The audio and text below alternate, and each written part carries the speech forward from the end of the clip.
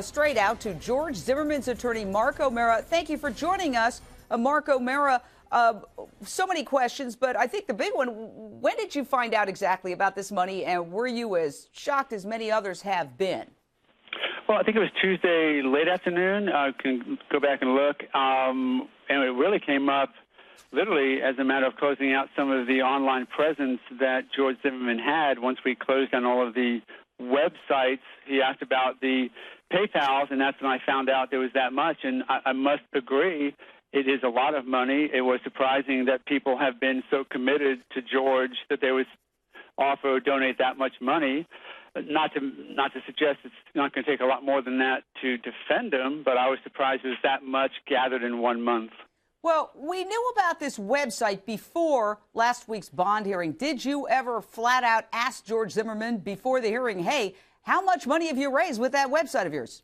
No. Actually, the only insight that I had, there were two other websites administered by somebody else. I think one was a local group who was raising money for him, and then one by one of his friends. I heard that there was like 2,000 in one and 700 in the other. That's what I told Judge Lester at the hearing. I didn't know about the money. It just wasn't really discussed. I guess I'll take some responsibility for not really vetting all that through, but there was a lot else going on to try and get this, keep him safe and get him ready for release. Right. Well, listen, I have been vocal in admiring some of your techniques in the courtroom, but I do have to ask you, did you make a mistake by not asking George Zimmerman flat out, hey, how much money have you collected before the hearing where there was a claim that this guy was broke? Absolutely. I mean, without question. Think about it.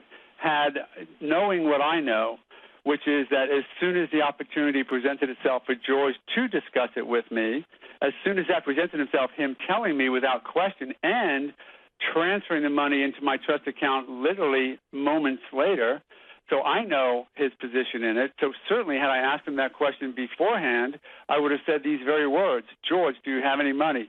Yes. How much is it? What's his purpose? We're going to move it into my trust account. We're going to go before the judge and say, Judge, we have little money in the family, but there's $200,000 or $150,000 in my trust account. That's what we have. Because at that point, which would have accomplished the same exact thing, Judge Lester would have granted a bond, and it would have been a high bond, and I consider $150,000 a high bond.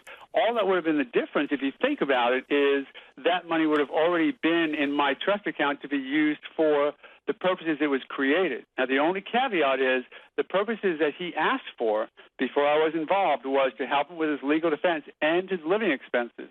Because I'll tell you right now, he has spent some of that money on living expenses. Well, that raises another question. But just to wrap that up, you say, yeah, you should have asked him. That's your conclusion.